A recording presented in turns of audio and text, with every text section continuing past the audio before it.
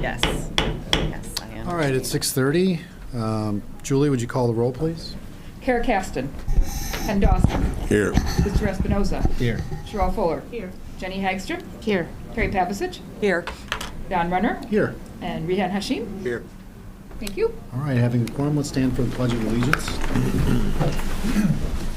Pledge allegiance to the flag of the United States of America and to the republic for which it stands, one nation, under God, indivisible, with liberty and justice for all. All right, before we start tonight's meeting, I wanted to address some recent events. Good evening. Before we begin our meeting tonight, I'd like to address something that has impacted our community. This morning, we learned that a DGS teacher was arrested and detained by law enforcement. The teacher was arraigned this morning and charged with aggravated criminal sexual abuse and assault of a current DGS student. The teacher, who is also a coach, was immediately placed on administrative leave and is no longer permitted on school grounds. In coordination with local law enforcement, we have communicated this terrible news to our entire community. We appreciate the close partnership with Downers Grove Chief of Police Mike DeVries, the Downers Grove Police Department, the Village of Downers Grove, the DuPage County Children's Advocacy Center, and Bob Berlin, the DuPage County State's Attorney's Office. We continue full cooperation with law enforcement as this is an ongoing investigation. We are heartbroken for the victim and also for the hundreds of students, staff, and family who trusted this teacher and feel betrayed by this terrible situation.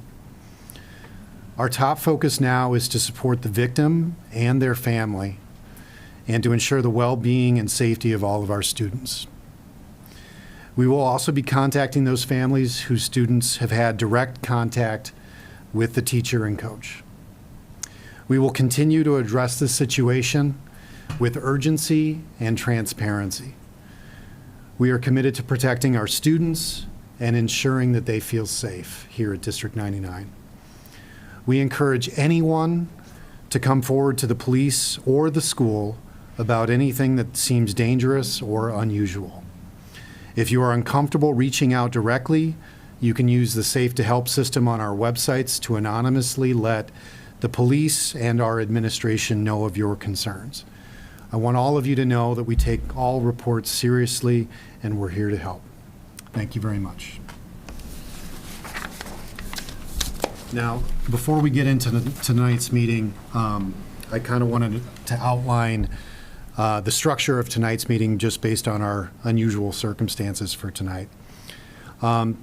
We do have a public hearing tonight, so we will have to go through that public hearing process.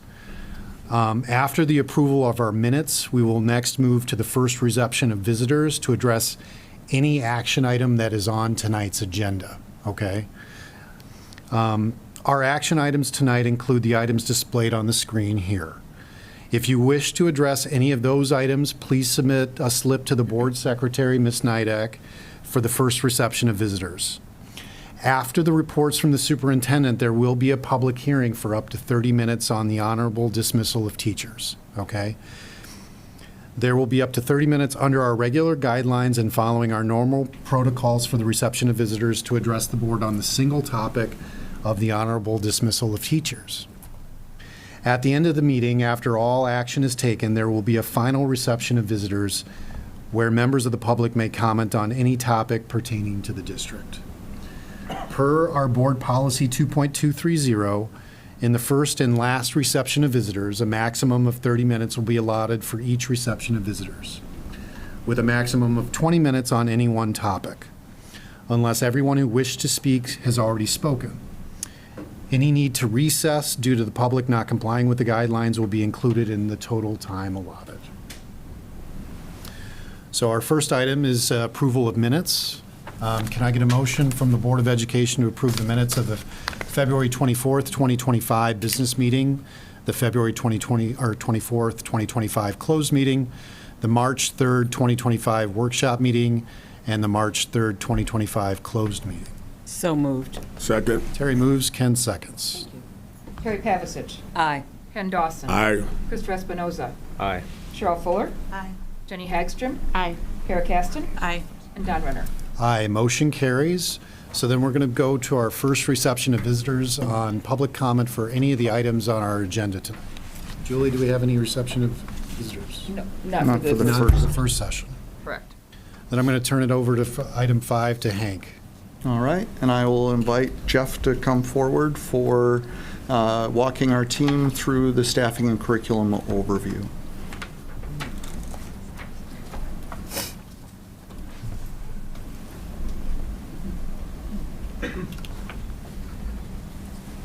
Hi, good evening, and get things going today, reviewing our annual staffing curriculum overview for the year. And I just want to always acknowledge that this is a very intricate process, very complex. I want to recognize the work of both district and building staff who do a lot to help pull together all the data that's used for these recommendations that we're bringing to you tonight.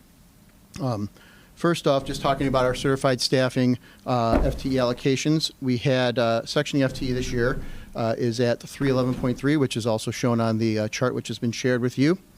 And then as far as our non-sectioning FTE, which is sectioning that's not tied to classroom requests and things, so those are like our social worker, psychologist positions like that, overall throughout the district, and the list of positions you also see on the chart that's displayed right now.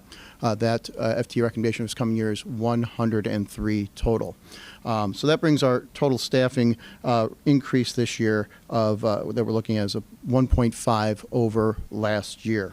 So just kind of keep that in mind. And then what I'll do next is I'm going to turn that over to Gina for section 2 here, which is going to talk some about program impact and staffing allocations. Thank you. So each year, as we look at course requests and teacher recommendations, obviously our building administrators, our principals, specifically our associate principals for curriculum instruction, and district admin make decisions about what courses we will be running, and in some cases, what courses we will not be able to run. So I've provided the board with a report summarizing the recommendations of those courses that have enrollment of less than 20, for which we are not advocating to run sections for. I'm happy to say that there's actually a decrease in the number of courses when compared to last year. So there's 16 courses for next year that had an enrollment of less than 20 that we are recommending for cancellation, whereas the number was 19 at this time last year. Also provided the board with courses from both schools in which the enrollment is less than 20, but we are recommending running the section, offering the course. And there's a variety of different reasons why each course was decided upon, but there's also a decrease in the number of those courses. So we're looking at 30 for next year, and last year at this time it was 41. There are some courses, as noted in the memo, that are not listed that have enrollments of less than 20. And those would be courses that oftentimes by law, we have to run with fewer than 20 students. They are specifically English language learner courses, EL courses, special education courses, and in some case, interventions type courses. So this report basically shows a decrease in both the number of courses that we're recommending for next year to be canceled and the number that we're recommending with enrollments of less than 20. With that, I'm going to turn it over to our associate principals for curriculum instruction, Keith Powles from Downers North and Jake Giblin from Downers South, who will provide some high-level key points about the section process this year. Good evening, everybody. My name is Keith Powles. I'm the associate principal for curriculum instruction at North High. Before I begin today, I would really like to thank a couple of key people at the school building that really help everything get going here, specifically the North High department chairs and some of the key staff members in the CSS department and our building administration for their collaboration throughout this process.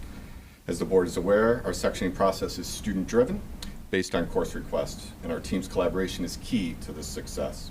This year, we received over 18,000 requests from 2,011 students, leading to 409 course offerings in 9 different departments. There's a lot going on, so I just definitely want to make sure that it's not just us that's a part of this process. In our core departments, English, Math, Social Studies, and Science, we're offering 99 courses total. AP courses remain as very popular, with 1,284 different requests for, within that group of departments. We're looking to continue a successful implementation of our Math 3 lab intervention, and we started that this year. It's been going very well. And we're expanding EL support in science with a dedicated biology and a dedicated earth and space science course for our EL students. In English 4, our offerings, we saw growth in interest in 3 specific courses: film studies, journalistic expression and media literacy, and humanities. And in social studies, despite a move of our AP psychology course from a half year to a full year, we're seeing an increase of an entire section, and so that we can serve 20 more students in that particular course. Our elective courses, CTE, PE, driver's ed, and health, world language, and the fine arts are showing shifts in their trends as well. So CTE saw a drastic increase in interest in the internship program, while they also saw a drop in the CWT program, or the cooperative work training requests. I spoke to Brian Veit, our department chair there. He's already having conversations focused on revitalizing the CWT course offering for next year. And he shared with me that there's going to be a more concentrated effort to put together a profile of our work-based learning students, and he plans on working with counselors and other department chairs to inform stakeholders, including potential students, that the CWT and internship classes that provide career experience that is regardless of post-secondary plans. Fine arts, I'm excited to share with the board that AP Music Theory will be coming back to North High next year, while AP Art History is going to take a pause, and this is, as we shared last year, that seems to be coming into a more cyclical nature of every other year. World Languages is experiencing an increased focus in EL support, with an increase of 60% requests for our EL-specific course requests. However, our French section numbers continue to decrease, which is following a trend that we've spoken about over the last couple of years.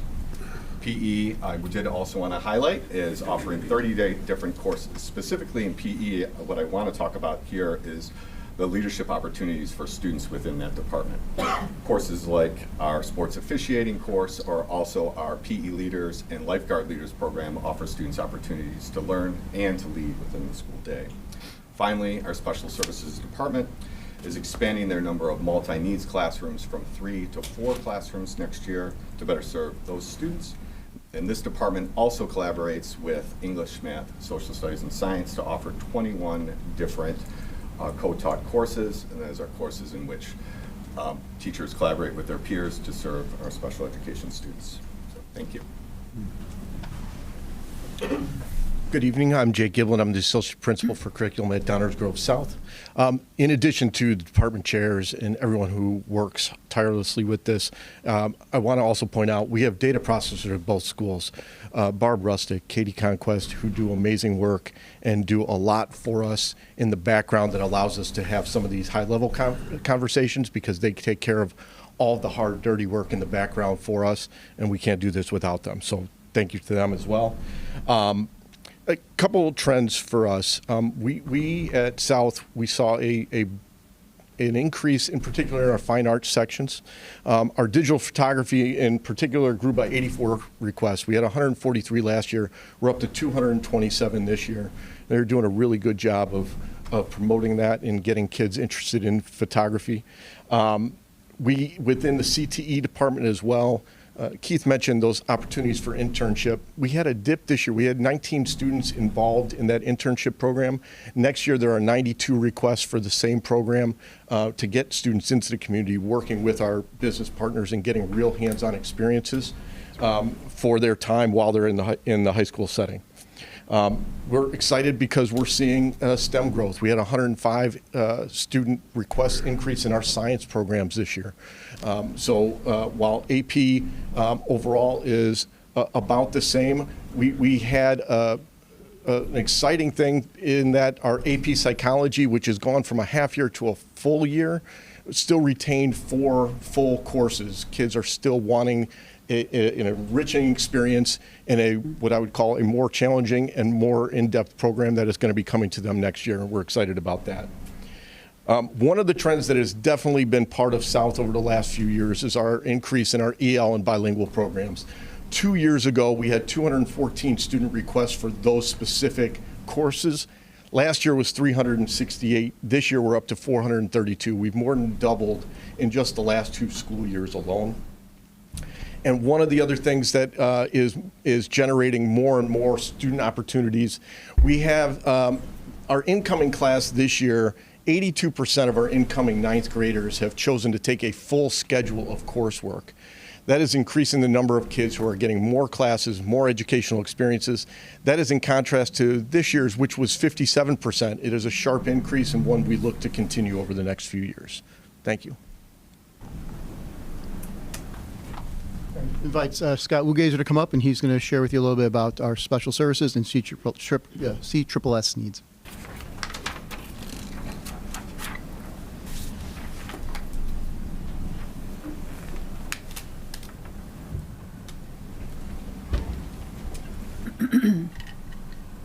Good evening. Hi, Scott. I'm here to talk a little bit about special services. So we've seen an increase at North High for next year at a 2.1 FTE, which the majority of that is coming from expanding our multi-needs program from 3 classrooms to 4 classrooms. So that's where we're seeing the largest increase there.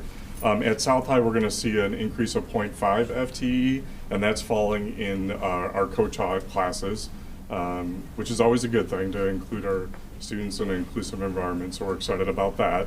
And then at T99, we're going to have a decrease of 1.0 teachers due to just our student enrollment.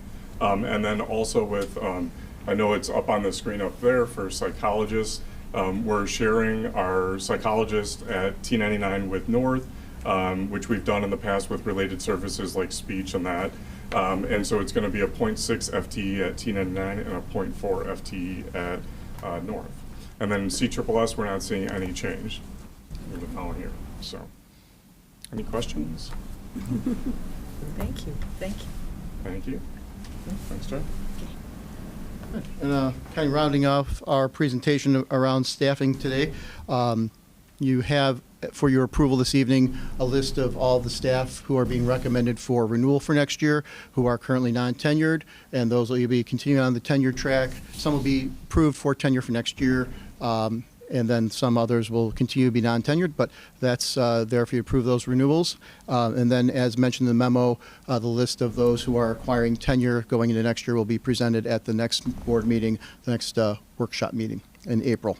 And then also for your approval tonight was the resolution. I believe that was mentioned earlier. We do have, I believe, 6 staff members who are affected with honorable dismissals. The cause for those dismissals is those are all part-time teachers who we've had a reduction in our FTE in the areas that they work, so that's why they're being honorably dismissed. And then we also have a teacher who's working a leave of absence who's also being honorably dismissed as well. Obviously, the teacher's coming back, so those are the reasons why we have those staff in those situations. But these are staff who, in many cases, like I said, there's reduced FTE for some of those part-time positions. They are welcome to reapply. In some cases, are offered those positions straight out if they're interested in that reduced FTE that's available for their role. And then just kind of round out again. So as I mentioned, last year, our staffing total was 412.8, and this year is expected to be 414.3. And again, that's an overall increase of 1.5 FTE. And so we have increased enrollment this year at South and some other shifting needs, and so that's how we have arrived where we are. Thank you for your time and effort. Well, yep. I know that's not an easy process to put together. Yeah. No, as you heard everyone acknowledge, it's many, many hands doing, trying to make light work out of it, and it's a huge undertaking, so thank you. Any questions? Thank you to all of you. Thank you. Thank you. All right. Our next agenda item is the establishment of the board organizational meeting following elections in April. And the recommendation is that we hold that organizational meeting on May 5th. So returning board members will remember this is a night in multiple acts where the current board will come, be seated, then we'll transition to the incoming board and then organize for officers that evening.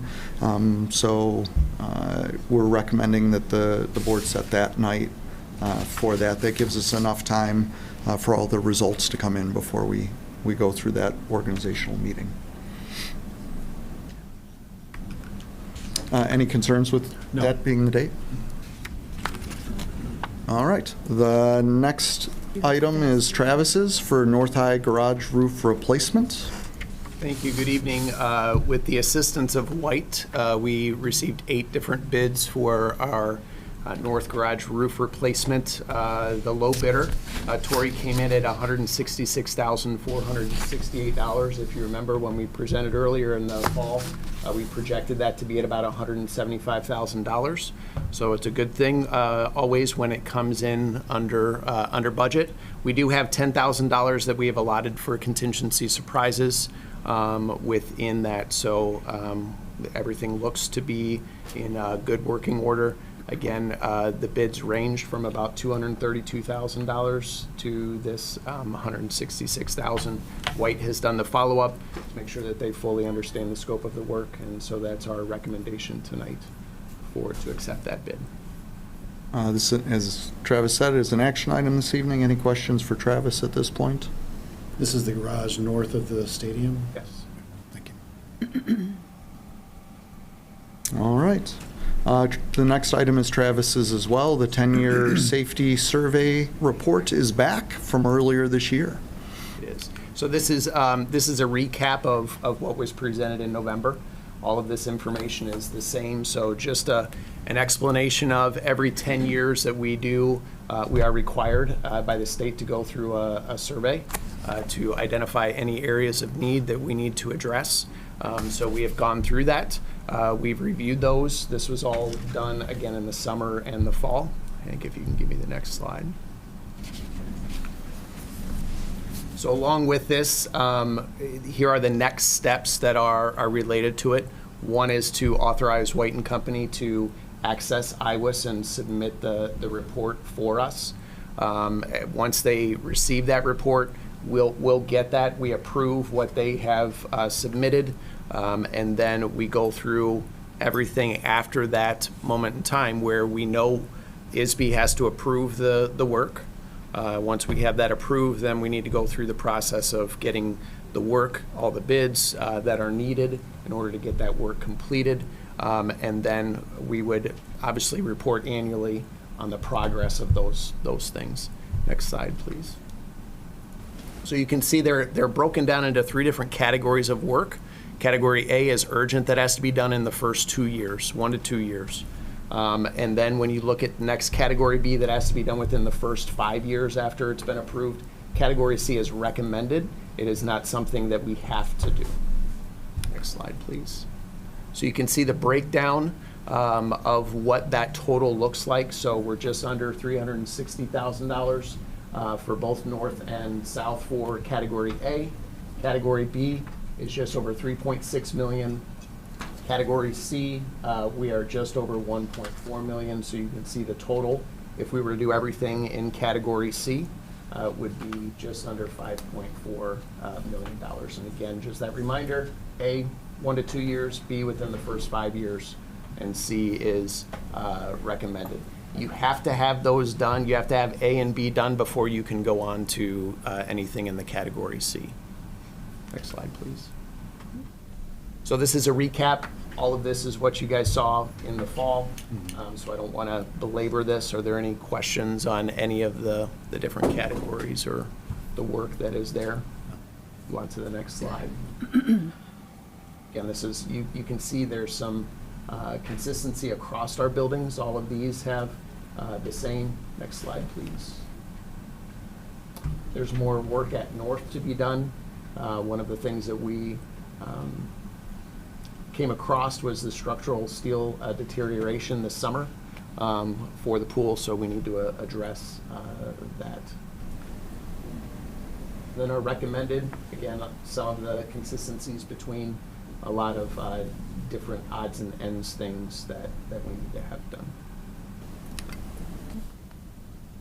So our next steps, tonight we're asking you to approve the application for the 10-year safety survey report. Again, that does not mean that you're approving the work.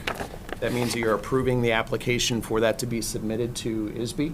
And then once we get that, they'll make the determination. White will submit that for us, and then we'll create a plan for getting the approved work completed in a timely manner to meet the health, life, safety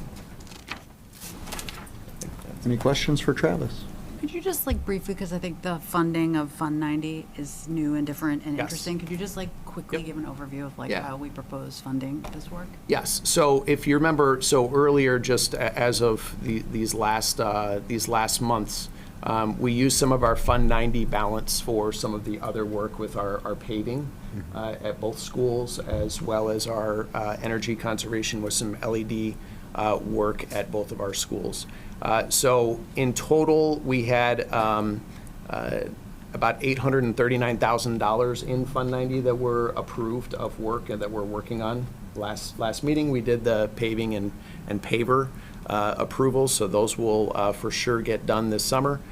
So that leaves us with about $615,000 in our Fund 90, which we can get going on all of these projects with that. The other part is we'll have to talk about bonds to get the additional work that needs to be done, because it will come out of Fund 90. Okay. Thanks. You're welcome. Any other questions for Travis? No. Thanks, Travis. Thank you. All right, the next item on the agenda tonight is CMG staffing. Board, as you're aware, tonight we'll begin the process to potentially enter into a contract with SSC Services for Education to partner with District 99 to provide staff and oversee our custodial maintenance and grounds CMG group for management, supply purchases, coordination of work, training, and to provide additional services as needed. This proposal should not be seen as an indication that we are not satisfied with the service that we are being provided by our dedicated CMG staff and administrative team leading this department. I see this as an opportunity for both the district and CMG employees to enter into a model that will provide opportunities for efficiencies, additional training and resources, career advancement pathways for our staff, and cost savings to the district. Over the past decade, we have periodically considered pursuing this path, and each time we investigated this, we made the decision not to change our staffing model. Over the past several years, in meeting with representatives of the CMG group, we have indicated that our salary and benefits have outpaced market trends, and moving in this direction could be a possibility. At the same time, our team members have consistently raised concerns about lack of sufficient training opportunities and career advancement. We have seen many other school districts go down the path of outsourcing CMG services by issuing an RFP or bid and then selecting the lowest responsible bidder. In some of these cases, districts have ended up with buyer's remorse. This is frequently due to the district releasing their entire staff and the incoming company bringing in their own team and not providing an equitable pathway for current employees to remain in their district. We instead have gone through a different process, one focused on ensuring the ability to maintain our talented and dedicated staff. In the past 2 years, we have discussed possible arrangements with many potential partners, but none of them offered what SSC is offering our team and our district: an agreement to hire on all current CMG staff and the administrators responsible for the CMG team at their current rate of pay and with similar benefits. To move over to SSC, our team will not be required to interview. Our staff cannot be released by SSC without cause while the proposed 5-year contract is in effect. And that 5-year contract can be extended up to 10 years, which is the maximum allowable by law. As also required by state law, a comparable benefits package will be offered to our employees who choose to join SSC, and we will also be offering compensation options for accrued sick and personal leave. I do not want to minimize that a change like this does come with risks, both to the district and to our CMG employees. Our employees would be moving from a school district employer to a corporate partner. Several of our CMG staff have shared that they selected District 99 because we are not a corporate entity. There are real considerations for our CMG staff as their retirement benefit changes from the IMRF public pension system and moving to a 401k retirement program has implications. Both the District 99 administrative team and SSC are dedicated to making sure that each of our employees knows everything they need to know to make an informed decision before signing on with SSC. We are in the process of gathering questions from our team. The questions will be answered before a board would be asked to approve a contract. Also, the members of the SSC team will be on site after spring break to meet with our CMG employees to answer their questions. We have great trust in SSC as a potential partner. They are under the Compass Group, the parent company of Chartwell's that provides our food service. We have seen from our experience and strong partnership with Chartwell's a relationship where we have provided highly qualified and dedicated team that is an integral part of our schools. The Chartwell staff are treated with respect both by their company and our school community. District 99 is a spotlight partner for Chartwell's, and other schools from around the world have visited our schools to see how our amazing food service team operates. Over the past 2 years, we've had conversations with the Compass Group and SSC regarding the possibility of expanding our partnership. It wasn't until 2 weeks ago that we arrived at a point where all of the parts of this agreement looked like a potential match. This included confirming their pricing structure as part of a cooperative purchasing agreement. We shared this information last week with Mike and Michelle, the administrators responsible for the CMG team in District 99, and the next day, an executive member of the SSC team, executive team, came out to meet with Mike and Michelle and let them know how much they want them to join the SSS team, continue leading the district CMG department, and answering their questions. After that meeting, we shared this potential change with the entire CMG team, and then the next day, our staff and our community. We have communicated this potential change as quickly as we could so that we can continue to gather questions and concerns, provide answers, and make sure this continues to be an appropriate pathway for the district. This will be discussed tonight and for the next 2 board meetings before we intend to ask the board to take action on this proposal and the contract. There will be opportunities to address the board through the established reception of visitors protocols at each board meeting and under similar protocols in a public hearing on the night of April 21st. The board and I are also accessible via email. I was present at North High last Friday for one of my regularly scheduled drop-in sessions to gather and answer questions. I will be in both buildings this week for the human resource drop-in sessions as well. As I indicated earlier, SSC will be on site the week after spring break to meet with our teams, and we will gather and answer questions that come our way from our staff. This information will all be shared with the board as well. I understand that any change of this magnitude can be and will be difficult. However, I would not be considering it if I did not believe it had the real potential to provide the best outcome for our district. Travis will now review some of the key points in this potential third-party agreement with SSC. So as Hank just talked about, we went into all of this with several commitments that we wanted to make sure were non-negotiables, right? So first is that all of our CMG staff would have a position. They would not have to go through any interview process. That would transfer right over, again, be at their current pay rate and similar benefits. We also talked about not being able to be released during that time frame without cause. 5-year contract with the potential to extend that up to 10 years with 1-year increments. As we were to look, because we don't want to lock ourselves in, that 10 years is the maximum amount of time that you can have, but we didn't want to commit to that 10 years because if things did not go well, we wanted to be able to make a change in that. And then another key point that we want to make sure that I want to reinforce that Hank talked about is that support throughout the process, providing opportunities to ask questions, providing opportunities for us to get the answers that are needed, because we want to make an informed decision. Everyone should have that benefit. So we want to make sure and do that. Also as well, providing ongoing professional development opportunities, career advancement is something that is a big value when we look at the process for our staff. When you look at the potential that they have over what we have, there is a real opportunity for growth and advancement. One of the things, too, that we talked about with that growth and enhancement is what does that look like in our direct area, because we know a lot of our staff live in the area, and then if they were to move on with the company, they would not want to move, or they could have that choice, obviously, but we wanted to see what was in that short throw. There are opportunities for our staff to do that.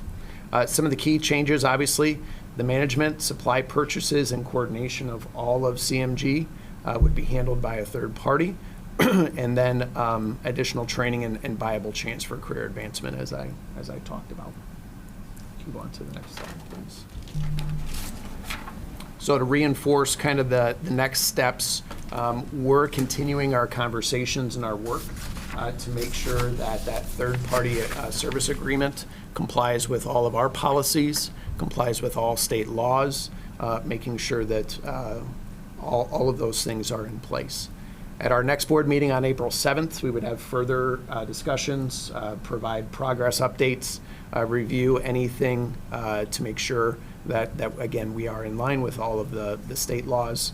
And as Hank talked about, on April 21st, we would have a public hearing, much like we're going to have tonight, during the meeting, as well as a final review and recommendation to the board. So the July 1st would be the target date to start that. So that is obviously a number of months from now, but there's a lot that would need to be done between now and then to get ready. Questions for either Travis or I from board members on what's been presented to this point? Hank and I were at DGN on Friday after this had been announced, and spent a little over 3 hours talking to several of you in this room. And one of the comments that came up was unused sick days in IMRF. And I think that's something that we need to explore, we need to get some answers on and investigate. It's my understanding we don't have an answer on how that's going to be addressed as of yet, but you're working with SSC as to It's not necessarily don't have an answer. The answer is not the same for the entire group, Okay. right? So we're working with IMRF for those that are moving towards that retirement pathway. We have a few of our employees there as to how those days would work for them, but then how that conversion works for moving over to SSC or compensation works for that. We want to make sure that we have all of those things detailed, and we'll have that by the time that we meet with our staff on April 7th to detail what choices that they have depending on, you know, their future pathways and the number of days that they have. Okay. Terry. I have several things that I'm a little unhappy about. And that is one is our relationship with our CMG staff and our students and teachers. Let's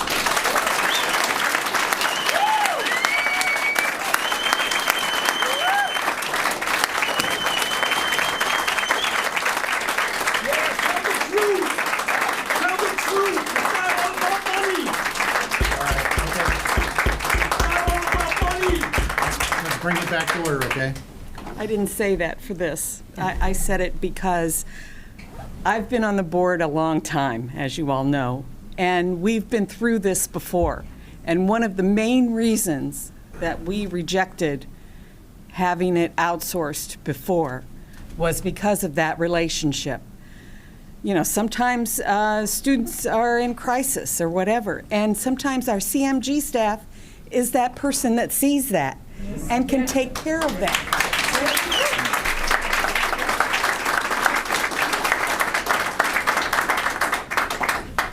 And I don't know that if we bring in a third party to do this, that they're going to be able to develop those relationships that are already out there. And to break that, and then the trust that our teachers have and other staff members have for this staff, it's hard, you can't replace that.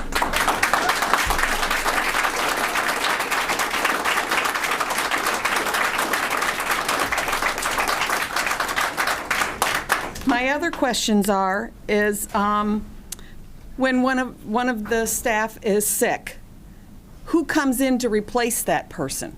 Is it somebody maybe from Hinsdale? I don't know who the other schools are that are in this area, but they don't know how we do things because our culture is our culture. Terry, I'll address that question. Yeah, it's like any time you have a sub, there would be a pool of subs that they would have trained up and ready to come in, and they would make sure that they were familiar with our team and our buildings and our facilities to be able to step in when called, just like what we do with substitute teachers or any of those kind of substitute roles.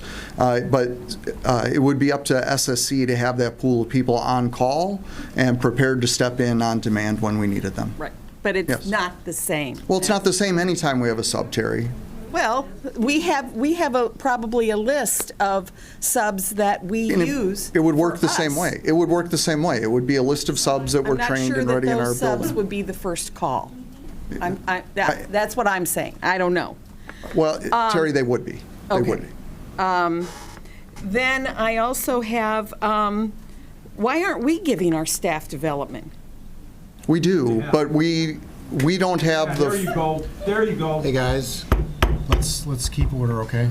I guess I'm questioning, you know, if it's important to our CMG Sure. staff to get staff development, we should treat them like we do our teachers and our other teachers.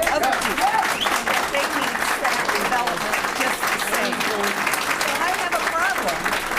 Terry, we do, but CMG is not our core business as an educational I institution. understand that, but our core business You're not is listening to taking, business. our core business also is to take care of our hold on. buildings. Excuse me. I'm sorry. Excuse me. I'm sorry. I appreciate your passion and enthusiasm in the audience, okay?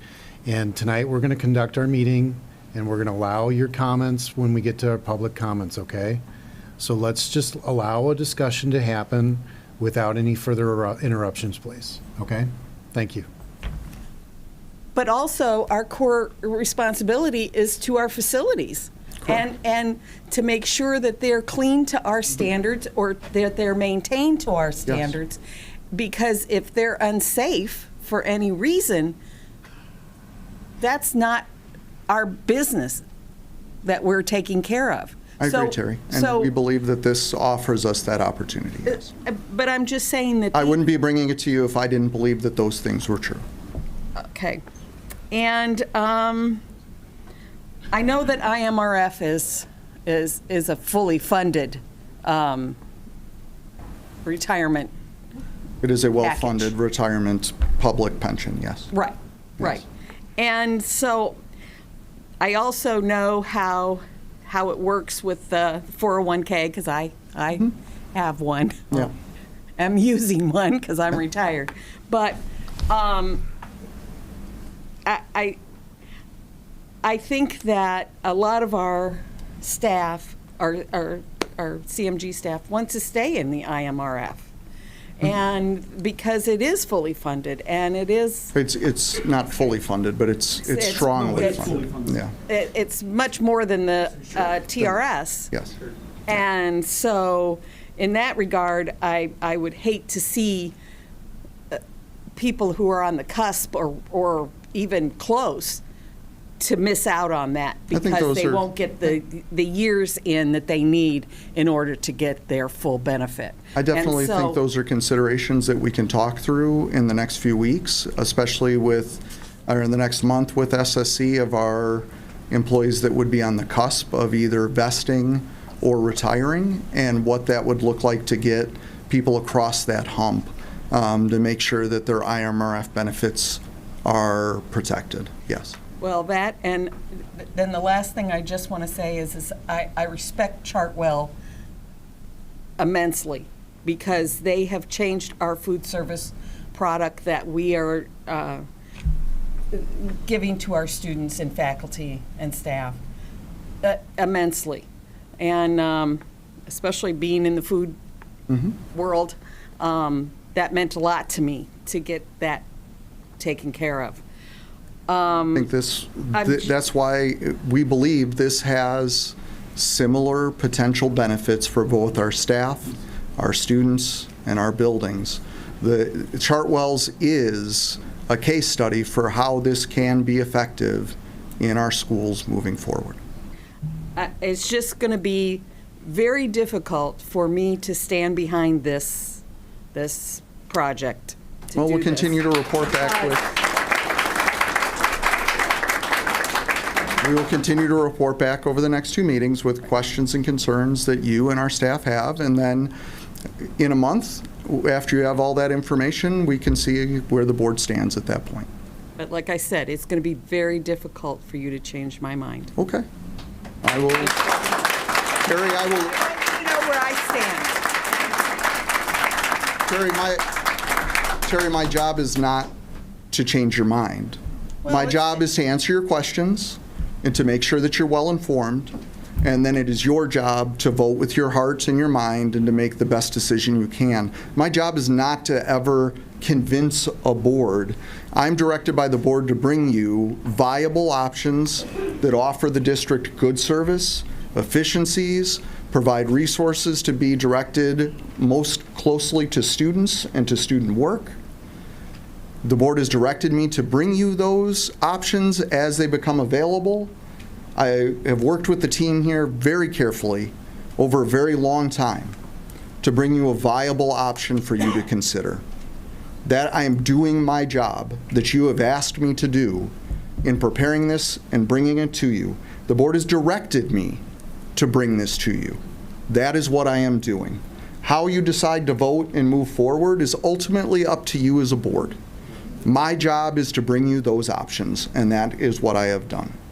I appreciate that. We're aware of our duty. So I just had a question. What else was brought to you? Did you say you spoke with people had concerns? You spent about 3 hours. Did I get that correct? Mm-hmm. What else? What were the concerns? I know we'll probably hear more of it tonight, but I wanted to hear from you guys what else was top concern. I feel like I addressed a lot of them in Sure. my opening statement. Sure, but I heard a loss of connection Okay. to the district, that even though they, our individuals as CMG staff would maintain their current positions, because they would no longer be employed by District 99, they felt as though there would be a disconnect there and wouldn't feel necessarily a part of the team, if you will. Lots of concerns about IMRF, right? I heard a lot of staff express the fact that they either moved and took potentially a pay cut to join our staff in order to join D99, be part of this family, and be part of the IMRF program, and have had other opportunities to advance their careers through other paths that did not offer IMRF. So I think IMRF is a big hurdle here. And that's kind of why I was bringing that up with Travis, to try and work through any of those issues to see if there is a fit here between CMG staff to bridge that gap on the IMRF. Those are the primary concerns I heard. Okay, I have a handful of questions. First off, there have been a number of instances over the past, you said, about a decade or so, where you've come to the board with a similar resolution, and it is not...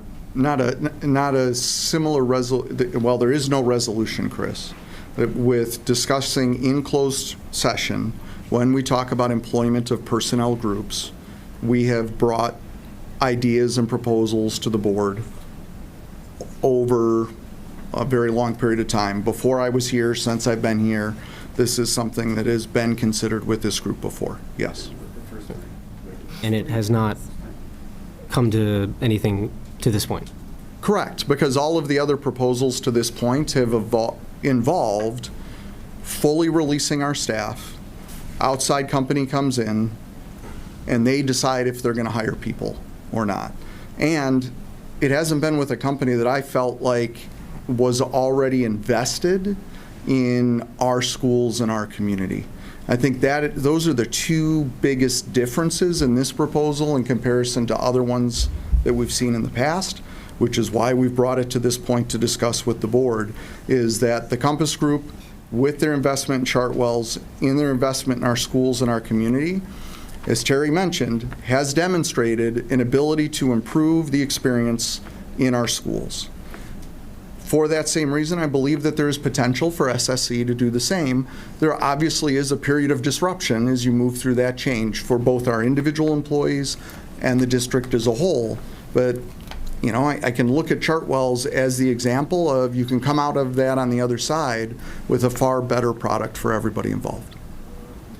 I recognize that. I just have some concerns with the precedent it sets to have a partnership that the issue on the last slide where it says can't be fired without cause, I think raises some major concerns as well. I recognize that our employees currently are at an at-will basis. Yeah, that's more, Chris, that's more protection than our employees have now, right? But we don't know what cause constitutes. Like, we don't have the finer details yet. And cause is a legal definition. Like, they would have to demonstrate that they were not performing up to the expectations of that position to be released. But again, it's not just like because it's with cause. What are the conditions of the position that we don't have any of that information yet? And if they're not being held to the same standard that we have, or if their standard is different, like, that puts a lot of stress on the employees to perform in ways that they're either unprepared for or overprepared for, right? I also think that this seems like a very rushed process, and I recognize that you brought it to us to talk about and to discuss all these things.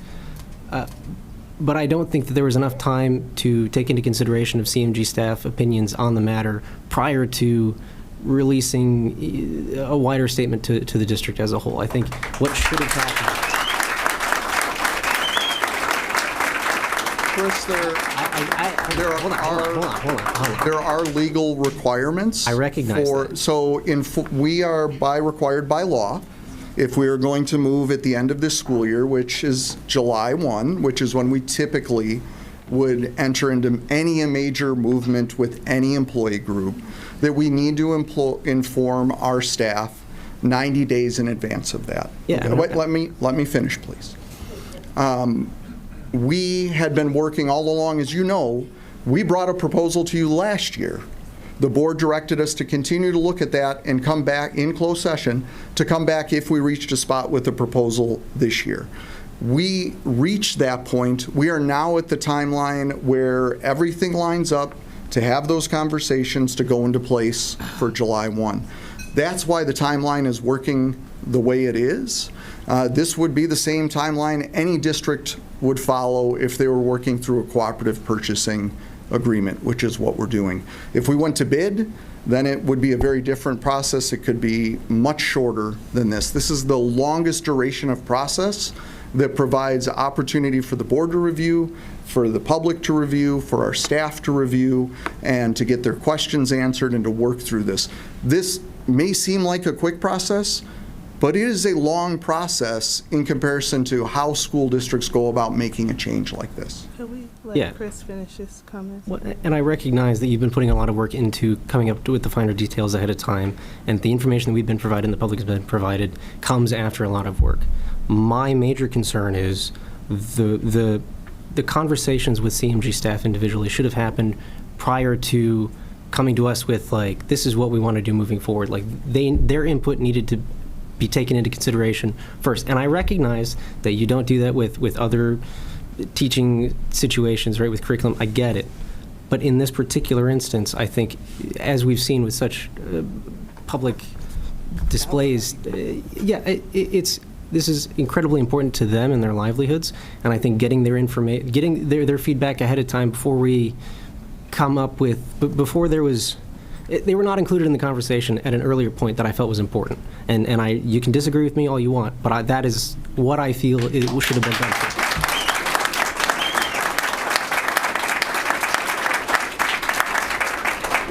Chris, the opportunity to share that with me was well before tonight's meeting, that you felt that way.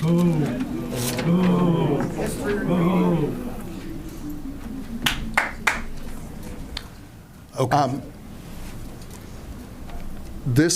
The way we've organized this structure has given the staff the opportunity to hear that we're planning to do this, has given the staff the opportunity to be here tonight, has given the staff the opportunity to stop and ask us questions multiple times, has given the staff the opportunity to meet with SSE and interview them as well on the process in. I will tell you, look at any school district in the area that has moved this way. They release a bid, they accept that bid, and they move forward. Employees don't have the opportunity to provide input and to understand the impact of that. We have gone well beyond the industry standard for considering this as an option. We have put ourselves in front of our staff as we should. We are here to answer their questions. We are bringing in the company to sit down with our staff and have this conversation. 6 weeks of an interview process, of our staff being able to interview this team, of us continuing to be able to interview that team, is not the way that the industry works. This is not the way things work out there, and we have gone through a process to first vet them very carefully over a long period of time to get to this point where our own staff can vet them so that we can come back to you with an informed recommendation next month if we choose to move that way. But that's why we have done this process in a way that is very public, that is very transparent, that within the week of us knowing that it was a possibility, we met with our staff and they were informed of that. Like, that is as timely as it can possibly get. There is no district that I am aware of that goes to their staff in advance and says, would you like for us to outsource you? That's just not a conversation or a model that happens. This is the most thoughtful, proactive way that we can go about this process, and I think I have brought you a respectful process that you've authorized me to move forward with and consider. So that's why we are here tonight. That is why this has all been shared with the board, or with our staff before tonight. And this is why we've outlined for them all of their opportunities to be here and address the board. Once again, if the board chooses not to move forward with this, we're completely happy with the model that we have now. We think that this is a viable model that offers us other advantages, and that's why we're here offering you that. Okay. Any other comments from any other board members? Any questions? Were you through? Yeah. Okay. So I prepared a statement because I want it to be clear as to why we're here, okay, and why we're having this discussion. So one of the primary functions of the Board of Education is to adopt a budget and to manage the finances of District 99. In that regard, we are charged with the responsibility of balancing fiscal policy while also ensuring that our children are served to the highest standard possible. In an environment where D99 faces some uncertainties from federal and state funding, that task becomes even more difficult. In that light, the board has charged Dr. Thiele and his administrative team with looking for ways to find financial opportunities for the Board of Education to consider. D99 for many years has explored the concept of potentially outsourcing our CMG staff. Many other school districts in the area have previously done the same. But up until now, D99 has never moved forward with this concept because it would have meant losing our CMG staff and bringing in a whole new set of individuals who have no prior experience in our district. The only reason that this opportunity is being explored, and I say explored, now is because, explored now is that SSC has agreed to take all CMG staff at their current compensation levels and that they may not fire any of our CMG staff without cause for the duration of our contractual relationship with SSC. This is the only way that this board was comfortable with ever moving forward with exploring this idea, okay? That is because this administrative team and the board highly value all of you in this room.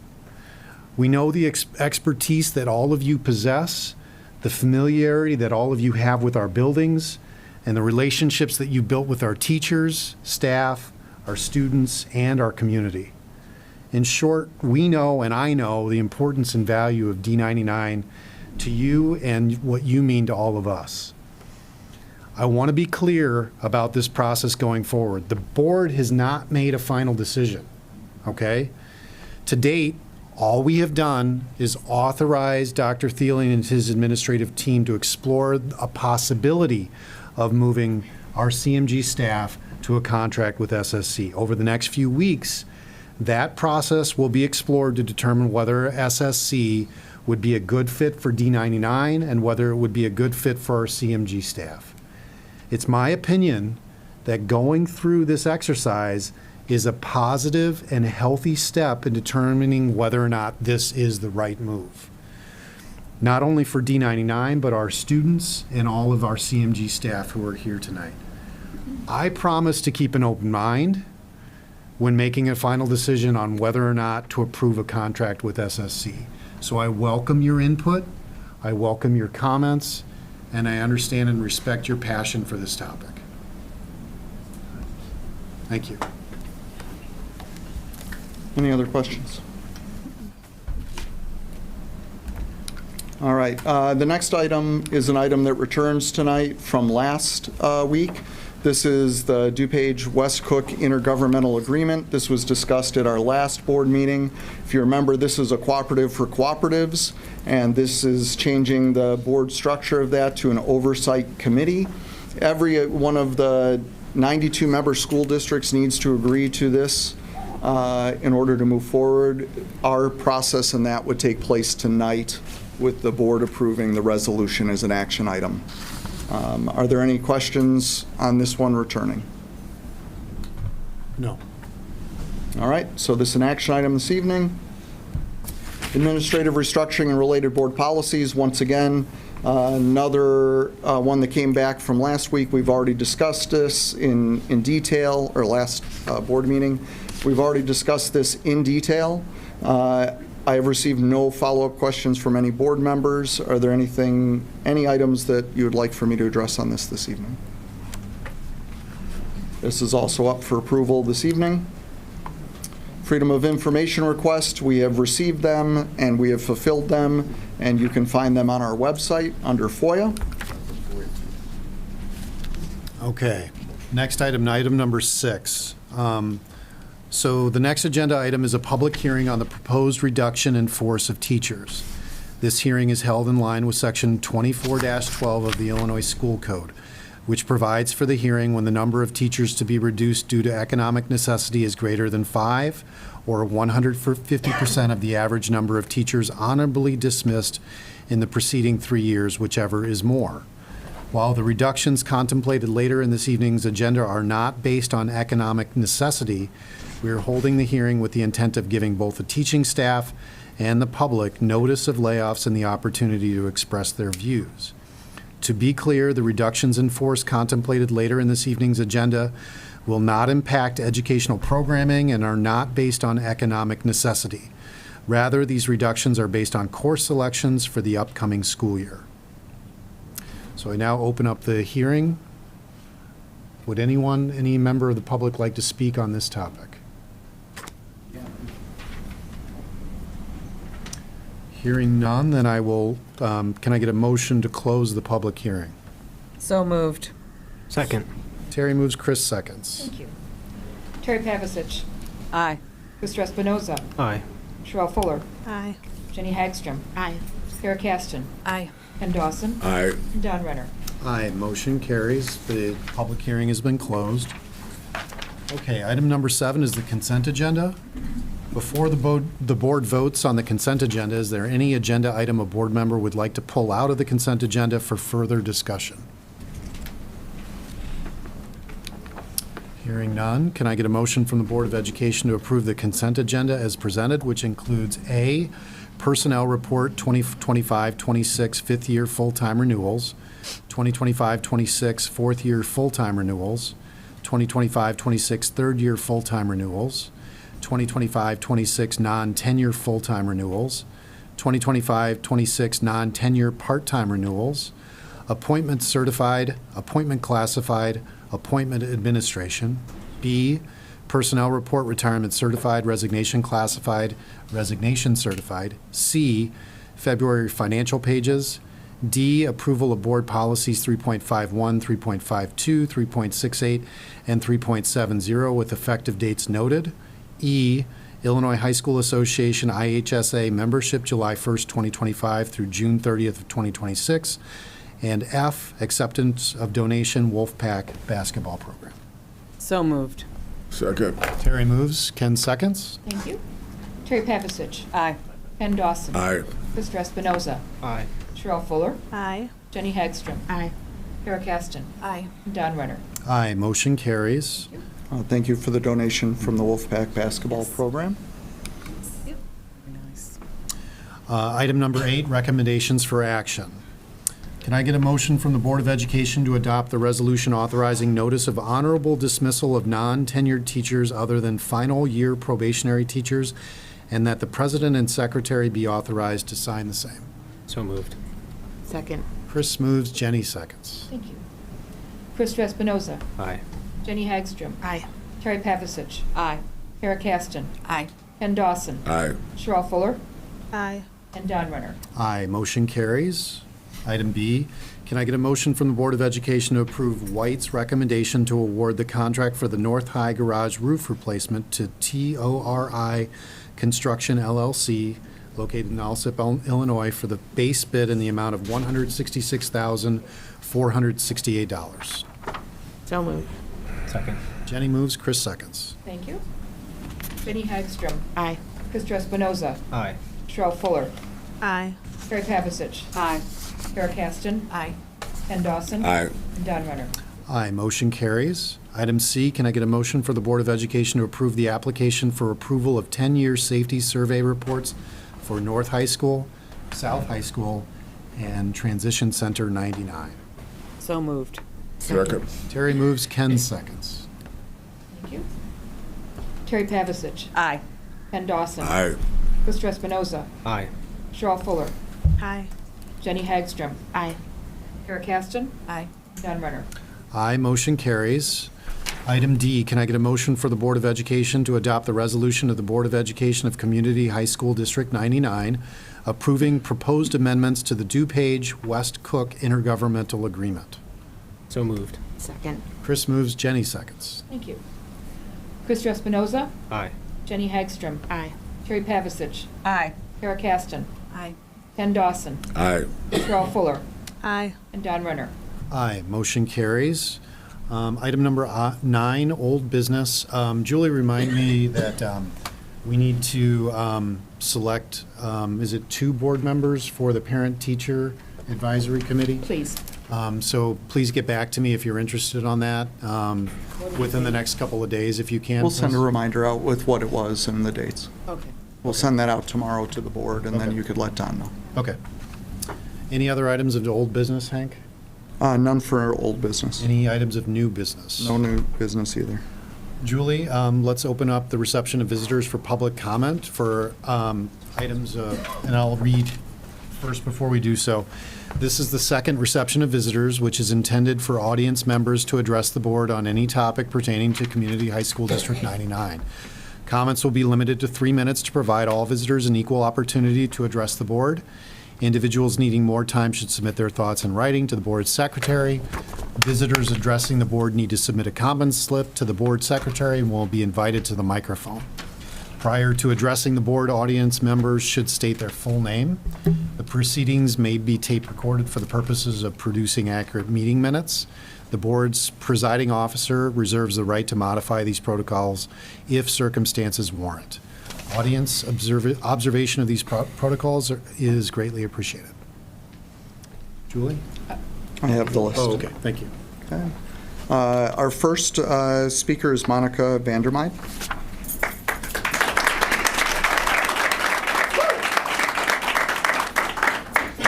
Excuse me.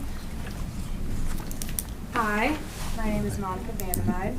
I currently serve as Executive Administrative Assistant to the Supervisor of Buildings and Grounds, which, to be clear, is a support staff position. So before I share my thoughts, I also want to make it clear that I am speaking on my own behalf and as an individual.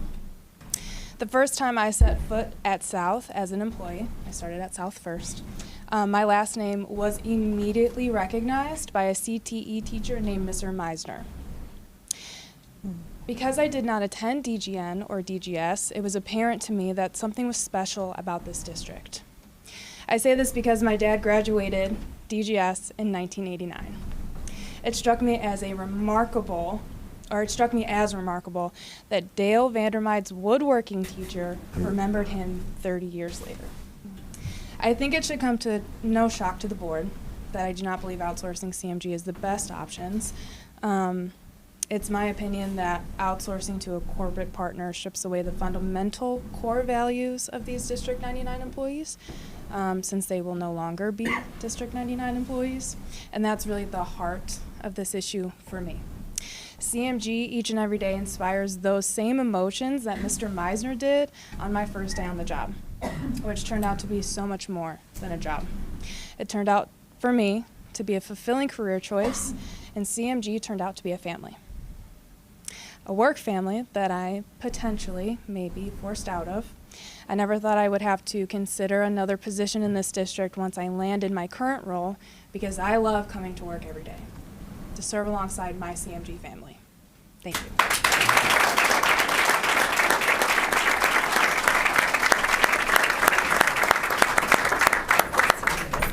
Our next speaker is Frank Ross.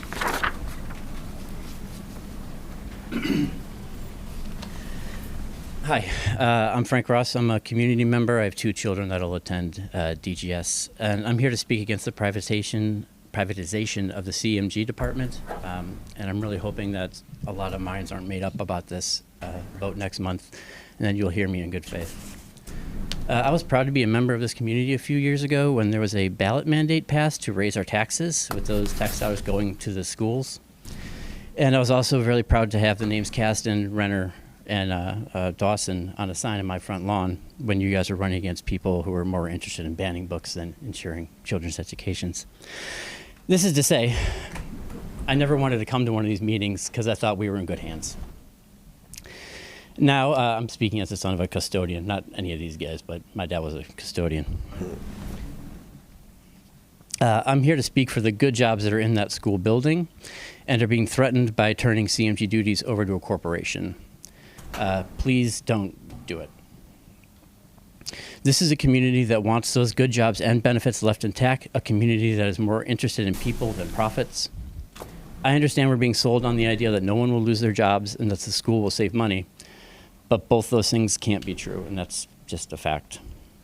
A corporation has to make more money year after year after year after year, and they will do that by turning the CMG jobs into understaffed minimum wage jobs with poor or no benefits. This community doesn't want that. We've said we want those jobs in that building and have no interest in short-term savings and in the shadow of the Jumbotron, even entertaining the idea of saving money at the cost of 60-plus CMG employees who keep everything running smoothly. It's an insult. Yeah. Give these people the respect they deserve. This SSC Chartwell's company is offering to take over a system that is working well and turn it into a money-making venture for their stockholders. This community's investment is in the school, and the CMG jobs are part of that. Thanks.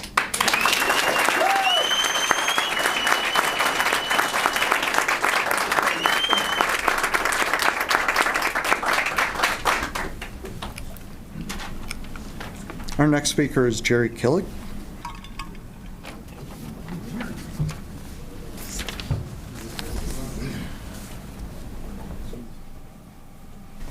Thank you for pronouncing my name correctly. I did the best I could, Jerry. You did good. My name is Jerry Killick. I live in Downers Grove for over 29 years. I am also employee of CMG for over 18 years. I would like to voice my opinion about proposed outsourcing CMG. This 99 will be never received the kind of compassion and care what they're receiving from the employee of district of CMG right now. The contractor won't really care. We don't guarantee we're gonna sign in with the new company. So you might have a whole brand new staff who doesn't know the building, who just don't care. I gotta call in on the weekend, nights, for different kind of type of emergency. You're not gonna get this from the contractor. I can talk forever, and some people can prove it. I can talk forever.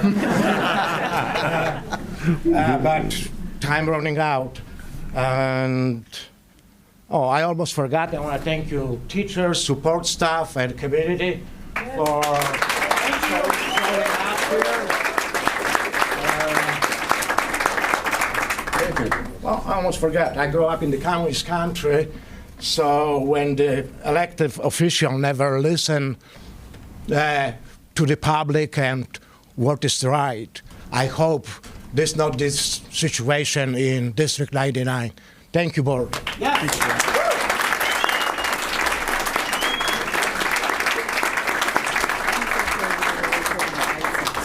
Our next speaker is Donald Glass.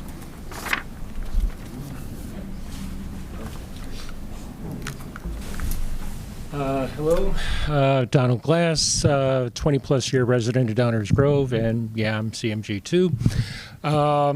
Others here are going to talk about what being outsourced means to them. I've only been here a year and a half. My questions relate more to the dollars and cents of this, the black and white numbers of this, because it's not clear to me how this is working.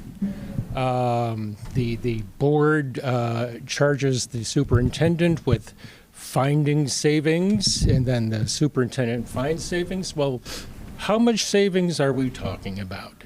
How long have we been looking for savings? What else has been looked at for finding savings besides CMG? They've been looking at CMG for 10 years. What else has been looked at in those 10 years? What is the actual dollar amount of savings that we're talking about, which apparently no one's ready to talk about this evening, and maybe it won't come up until the final meeting. But again, how much money is being saved? They tried to offer a buyout to employees at the end of last year. They were looking for a certain dollar amount of savings, which they didn't get. Well, what were those dollars about? So it's very unclear to me, what the impetus for this is. If the concern is that CMG as a department is overpaid, are we punishing current employees for the decisions of previous board members? The dollars and cents of it are unclear to me.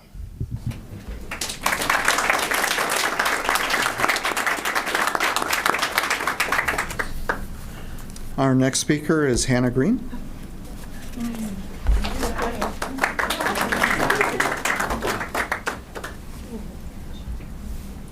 Good evening. My name is Hannah Green. First, I would like to say thank you to all of our CMG staff that supports me and all my colleagues at DGN. We could not do our job without you guys. So thank you. Now I'd like to address the District 99 School Board. I come to you as a current District 99 DGN employee, a District 99 tax-paying resident, a District 99 parent for the last 14 years, and a District 99 DGS graduate. I have been a part of the District 99 family since I entered the doors of DGS as a student in 1986. While I understand there comes a time where spending and costs need to be reduced, it can come at a high price, not only financially in the long term when the anticipated outcome is not achieved, but also personally in the short term. Lives are affected, families are affected, dreams are affected, and specifically for me and my coworkers, our DGN family is affected and devastated to have our CGN family possibly outsourced. During my time at DGN, our CMG team, supervised by Michelle Cannon and Nicole Roback, have excelled at their work through the building remodel plan, event setups, and daily maintenance of our amazing building. They have added in the security of our building during the school day and after hours. They and their team succeed at everything they do and oversee as current employees of District 99.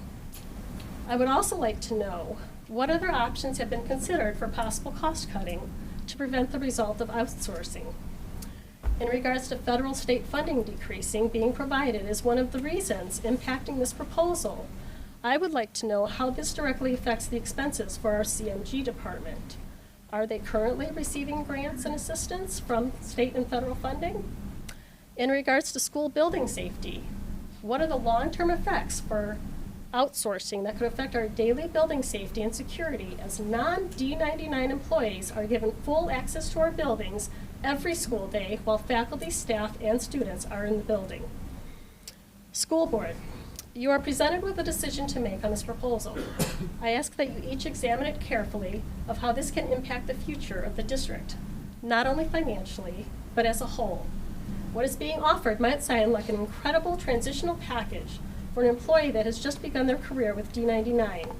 But for those who have vested their time, service, and a passion for doing their job for D99, we would suffer a huge loss. You each represent our community and our district and are responsible for your decision to protect the safety and security of our D99 family, which includes our CMG department as a part of us. Our current CMG family is our backbone for the daily operations of our District 99 buildings. Thank you.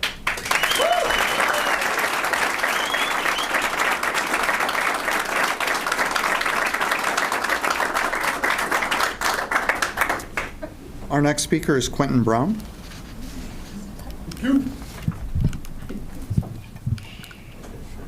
Thank you. Appreciate you. In the world we're living in today, every second, every minute, every hour, and every day is a challenge. The ones before me that paved the way for us to be in this moment, that includes the ones that's been in District 99 for 10, 20, 30 plus years. Devotion and relationships are often discussed, yet rarely understood and taken for granted. Conditions have changed from the beginning of time leading up to the existence we stand right here today. Physically, psychologically, socially, environmentally, and most importantly, in my favorite, spiritually. 5'11", Mr. McGuire, first and foremost said, "We want to acknowledge and recognize your hard work and dedication to District 99. To see and to hear that didn't feel good to us. Everybody's in tears, everybody was upset. We're not only a great CMG team, but we're a family, a big family. Yes. We may disagree on things, because families fight, we all do, but it never stops us from doing what needs to be done, including helping others, which is important. Most importantly, taking care of our kids for District 99 and having the opportunity to earn the trust of the community, plus teachers and coaches, and security. There's no school without a maintenance crew. There's no school without custodials. There's no school without grounds. And most importantly, there's no school, there's no place to call home for work without Michelle, Nicole, and Monica. They have dominated in a role that most people wouldn't believe a woman can do. No matter what's thrown my boss's way or my coworkers, we show up for the kids because we represent this community. Mr. McGuire also said this decision is not a reflection of our performance. The white gym is a reflection of our performance. The locker rooms, outside, the lunchroom, classrooms, hallways, is all reflections of our work. And that's why the community enjoys us taking care of their kids, prepping them up, and also giving them that positivity. All sweat, tears, and sacrifice, even blood, is nothing to sneeze at, but to be taken with gratitude, respect, and honor. Vacation, sick time, PTO, and IMRF is well-deserved. When anyone retires with the blessing that awaits them for hard work and dedication, it should never be tampered with. District 99/CMG walks through those doors, and we show up to work and give the best that we have in our hearts. Thank you for the privilege of representing District 99 for South and North. God bless all of you.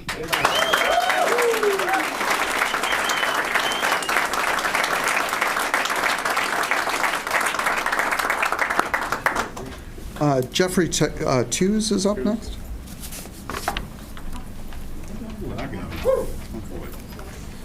Good evening. First and foremost, I'd like to thank the board and everyone here who showed up for CMG tonight. My name is Jeffrey Tews, a maintenance mechanic at North High School. I've been with the district for 3 years now. In that time, I've truly learned what it means to trust, care, belong, prepare, and evolve. Not just to a job, but to the district and community as a whole.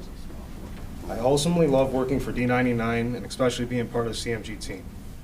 It brings me great pride to know that our department keeps the school safe, clean, and operational on a daily basis. This is possible because of the dedication of our department. With this being said, it makes my 2-hour commute to and from work worth every mile. In CMG, we are a family. We feel this way because of the relationships we've established not only with each other, but the administration, staff, and community as well. Voting on separating our employment would not only devastate our department, it would shy away from the core values that have been enlisted in us as being a part of the D99 family.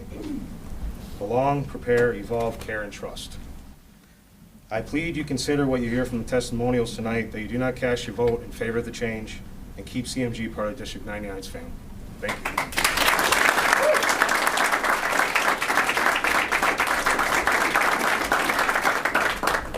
Our final slip for the night is Bobby DiZotto.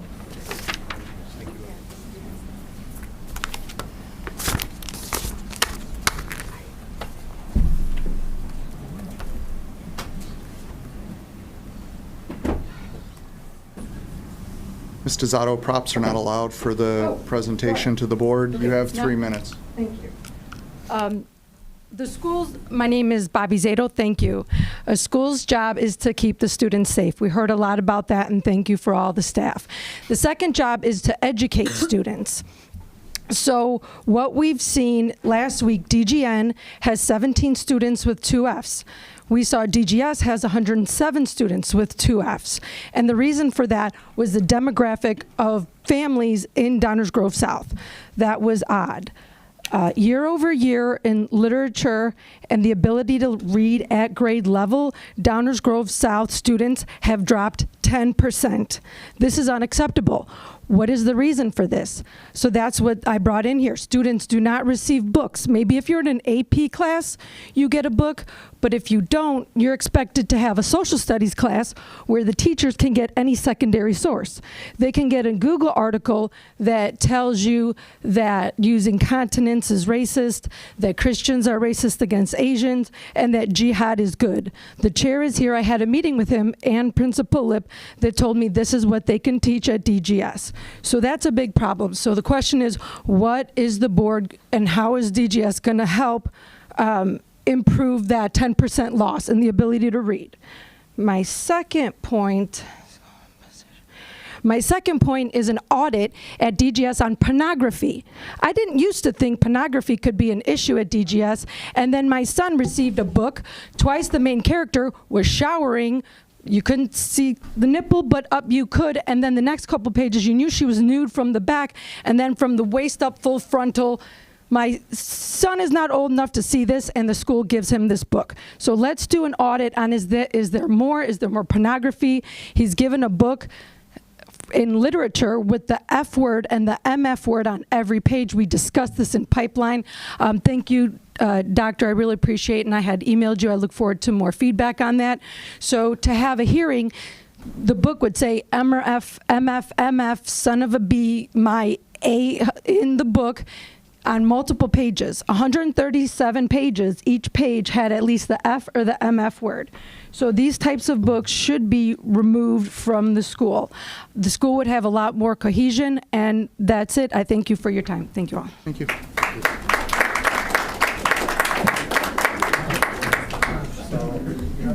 Okay, item number 12, communications and announcements. Jenny, do you have a report on Lend? Yeah, sort of. We will have another meeting on Friday, which will be more up to date. The last meeting that we had at the end of February, we had a guest speaker from the AASA, which is a National Superintendent Association, and she sort of gave a high-level overview of what's going on in Washington and how districts, how it's going to affect districts and what we can be looking for and being mindful of as we process some of the changes and the legislation that's being proposed, going through both the federal system and then more locally our state session, which is quite busy. So that was pretty much the whole meeting, and we will have our regular Land of Business meeting on Friday, so I'll have more to report then. All right, thanks. All right, Chris, can I get a report or an update on SASA? Nothing new to report. We haven't had a meeting since the last one. Okay. Yeah, we're working on staffing models just like we are here and facilities just like we are here. So.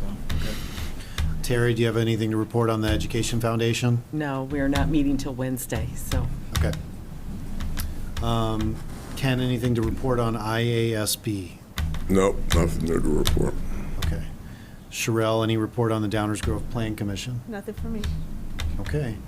All right. In upcoming board meetings, we have our next meeting will be April 7th, 2025, for a workshop meeting here at the ASC at 6:30 p.m. Followed by April 21st, 2025, we will have a public hearing at 6:30 p.m. at the ASC, followed by our regular business meeting here again at 6:35 p.m. On May 1st, 2025, we plan to have a special meeting with an action item at 6:30 p.m. Then on May 5th, 2025, we will have a workshop meeting at 6:30 p.m. And then immediately on that same night, we'll have a May 5th, 2025 board organizational meeting where we will install the new members after the election at 7 p.m. at ASC. Item number 14, we'll be going into closed session. Can I get a motion from the Board of Education to go into closed session for A, collective negotiating matters between the district and its employees or their representatives, or deliberations concerning salary schedules for one or more classes of employees, and B, the appointment, employment, compensation, discipline, performance, or dismissal of specific employees, specific individuals who serve as independent contractors in a park, recreational, or educational setting, or specific volunteers of the district or legal counsel for the district, including hearing testimony on a complaint lodged against an employee, a specific individual who serves as an independent contractor in a park, recreational, or educational setting, or a volunteer of the district, or against legal counsel for the district to determine its validity. So moved. Second. Terry moves, Sherelle seconds. Thank you very much. Terry Pavasich. Aye. Sherelle Fuller. Aye. Jenny Hagstrom. Aye. Kara Caston. Aye. Ken Dawson. Aye. Mr. Espinoza. Aye. And Don Renner. Aye, motion carries. You know, I often say this, but this actually means something tonight. The only action that the board will be taking when we come out of closed session will be to adjourn. So there's not much that you'll see if you stay around. So, yes. Thank you for coming. Well, thanks for coming. Thank you all. For Hey, Don. Let me say something before they leave. I just want to thank all of you people for coming out here. I think it's awesome to be part of a community where you can actually show up and your opinion and your passion is heard and felt. And it's just great to be part of Downers Grove and D99 and our family and what it stands for. So thank you for coming. Yep, thank you. Thank you.